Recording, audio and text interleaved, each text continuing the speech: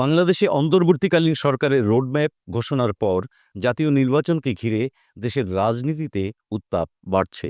আওয়ামী লীগের মতো দীর্ঘদিন ক্ষমতায় থাকা একটি দলের ভবিষ্যৎ অংশগ্রহণ নিয়ে এখন চলছে নানা আলোচনা। বিএনপি, জামায়াত এবং গণ আন্দোলনে নেতৃত্বদানকারী ছাত্রনেতারা আওয়ামী লীগের নির্বাচনে অংশগ্রহণ নিয়ে তাদের কঠোর অবস্থান জানিয়েছেন। দলের দুই জ্যেষ্ঠ নেতার বক্তব্যে দেখা গেছে ভিন্ন মত। আওয়ামী লীগের যুগ্ম সাধারণ সম্পাদক আফম বাহাউদ্দিন নাসিম বলেছেন, উপযুক্ত পরিবেশ পেলে এবং সব পক্ষের জন্য সমান সুযোগ নিশ্চিত হলে আওয়ামী লীগ নির্বাচনে অংশ নেবে।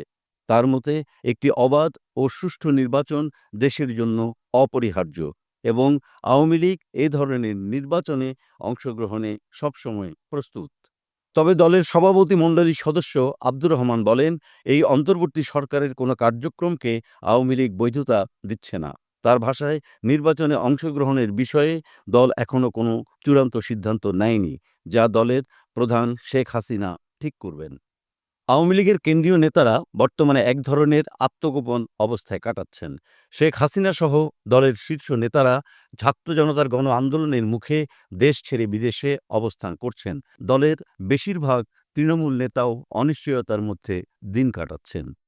গোপালগঞ্জ সহ বিভিন্ন এলাকায় আওয়ামী লীগের নেতাকর্মীদের খুঁজে পাওয়া যাচ্ছে না। যুগ্ম সাধারণ সম্পাদক বাহাউদ্দিন নাসিম বলেন, মামলা, হামলা এবং রাজনৈতিক নির্যাতনের কারণে আওয়ামী লীগের নেতারা এখন বাড়িতে অবস্থান করতেও ভয় পাচ্ছেন। বাহাউদ্দিন নাসিম মনে করেন, আওয়ামী লীগকে নির্বাচনে অংশগ্রহণ করতে না দিলে সেই নির্বাচন প্রশ্নবিদ্ধ হয়ে যাবে। তার মতে একটি অন্তর্ভুক্তিমূলক নির্বাচনের মাধ্যমেই দেশের স্থিতিশীলতা আসবে। তবে রাজনৈতিক বিশ্লেষকরা বলছেন, আওয়ামী লীগের সাম্প্রতিক অতীতের রাজনৈতিক কার্যক্রম এবং অভিযোগের মুখে দলটি বড় ধরনের চ্যালেঞ্জের সম্মুখীন। বিশেষ করে দীর্ঘদিনের কর্তৃত্ববাদী শাসন এবং দুর্নীতির অভিযোগ দলটির ভাবমূর্তি ক্ষতিগ্রস্ত করেছে। বাহাউদ্দিন নাসিম জানান, দল ভুল করলে জনগণের সমালোচনা মেনে নিয়ে ভবিষ্যতে আরও ভালো করার চেষ্টা করবে।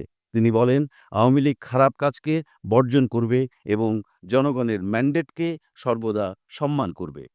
দলটির শীর্ষ নেতৃত্বের সিদ্ধান্ত এবং নির্বাচনের জন্য সুষ্ঠু পরিবেশ তৈরি করার ওপরই নির্ভর করছে আওয়ামী লীগের ভবিষ্যৎ রাজনীতি। এখন দেখার বিষয়, দলটি এই সংকট কাটিয়ে কিভাবে জনগণের আস্থা পুনরুদ্ধার করতে পারে।